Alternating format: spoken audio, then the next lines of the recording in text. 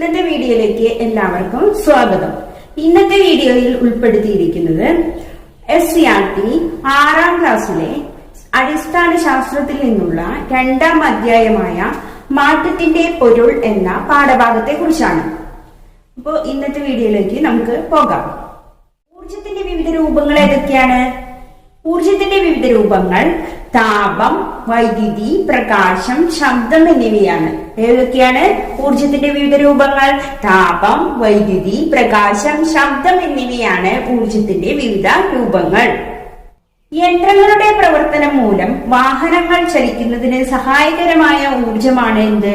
യാന്ത്രികോർജം. നമുക്ക് എല്ലാവർക്കും അറിയാം അല്ലെ, യന്ത്രങ്ങളുടെ പ്രവർത്തനം മൂലം വാഹനങ്ങളുടെ ചലനത്തിന് സഹായകമായ ഊർജമാണ് എന്ത്? യാന്ത്രികോർജം. പദാർത്ഥങ്ങളിൽ അടങ്ങിയിരിക്കുന്ന ഊർജം ഏതാണ്? രാസോർജം. രാസോർജമാണ് എന്ത്?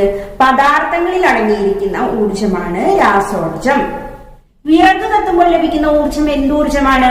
വിറക് കത്തുമ്പോൾ ലഭിക്കുന്ന ഊർജം സസ്യഭാഗങ്ങളിൽ സംഭരിക്കപ്പെട്ട രാസോർജമാണ്. വിറക് കത്തുമ്പോൾ നമുക്ക് ലഭിക്കുന്നത് സസ്യഭാഗങ്ങളിൽ സംഭരിക്കപ്പെട്ട രാസോർജമാണ് ലഭിക്കുന്നത്. ഇനി പ്രകാശ സംശ്ലേഷണത്തിൽ എന്താണ് സംഭവിക്കുന്നത്? പ്രകാശ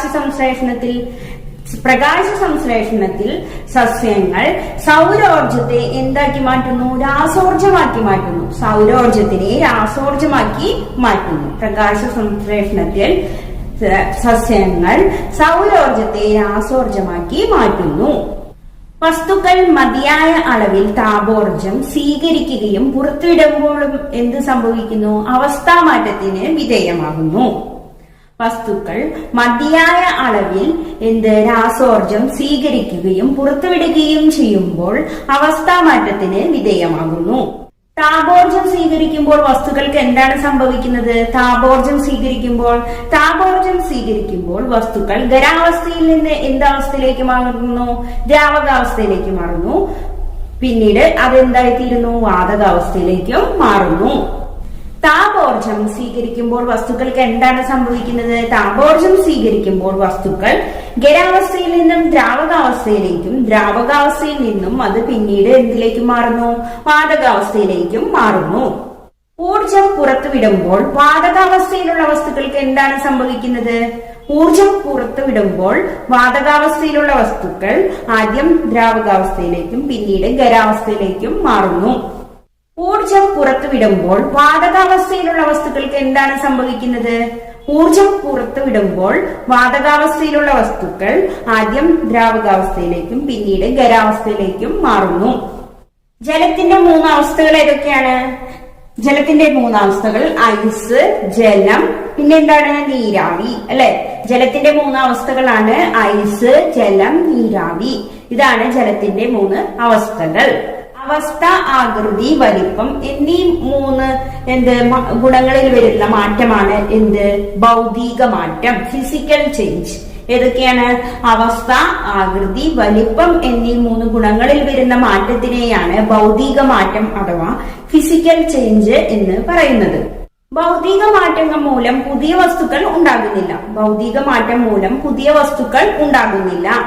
ഉരുകുന്നതും പൊട്ടുന്നതും കീറുന്നതുമെല്ലാം എന്താണ്? ഭൗതിക മാറ്റങ്ങളാണ്. ഉരുകുന്നതും പൊട്ടുന്നതും കീറുന്നതുമെല്ലാം എന്താണ്? ഭൗതിക മാറ്റങ്ങളാണ്. ഇപ്പൊ മെഴുക് ഉരുകുന്നു അല്ലെ, മെഴുക് ഉരുകുന്നതും അതുപോലെ കുപ്പികൾ പൊട്ടുന്നത്, അതുപോലെ പേപ്പറുകളൊക്കെ ചുരുളുന്നത്, ഇതൊക്കെ എന്താണ്? ഭൗതിക മാറ്റങ്ങളാണ്. ഇതെല്ലാം എന്താണ്? ഭൗതിക മാറ്റങ്ങളാണ്, ഫിസിക്കൽ ചേഞ്ച് ആണ്. ഇനി എന്താണ് രാസമാറ്റം എന്ന് പറഞ്ഞാൽ എന്താണ്? കെമിക്കൽ ചേഞ്ച് എന്ന് പറഞ്ഞാൽ എന്താണ്? പദാർത്ഥങ്ങൾ ഊർജം സ്വീകരിക്കുകയോ പുറത്തുവിടുകയോ ചെയ്ത് പുതിയ പദാർത്ഥങ്ങളായി മാറുന്ന പ്രവർത്തനത്തിനെയാണ് എന്ന് പറയുന്നത് രാസമാറ്റം അഥവാ കെമിക്കൽ ചേഞ്ച് എന്ന് പറയുന്നത്. പദാർത്ഥങ്ങൾ ഊർജം സ്വീകരിക്കുകയോ പുറത്തുവിടുകയോ ചെയ്ത് പുതിയ പദാർത്ഥങ്ങളായി മാറുന്ന പ്രവർത്തനത്തിനെയാണ് എന്ന് പറയുന്നത് കെമിക്കൽ ചേഞ്ച് അഥവാ രാസമാറ്റം എന്ന് പറയുന്നത്. ഈ കെമിക്കൽ ചേഞ്ച് എന്ന് പറയുന്നത് ഒരു സ്ഥിരമാണ് കെമിക്കൽ ചേഞ്ച്. കെമിക്കൽ ചേഞ്ചിന് ഉദാഹരണങ്ങളാണ് ഇരുമ്പ് കമ്പികൾ തുരുമ്പെടുക്കുന്നു എന്നുള്ളത്. ഇരുമ്പ് കമ്പികൾ തുരുമ്പെടുക്കുന്നു എന്നത് എന്താണ്? ഒരു കെമിക്കൽ ചേഞ്ച് ആണ്. അതുപോലെ വസ്ത്രങ്ങൾ വെയിലേറ്റ് മങ്ങുന്നത്, അതുപോലെ എക്സ്റേ എടുക്കുമ്പോൾ ഫിലിം നിറം മങ്ങുന്നു. എക്സ്റേ എടുക്കുമ്പോൾ എന്ത് ചെയ്യുന്നു? ഫിലിം നിറം മങ്ങുന്നു.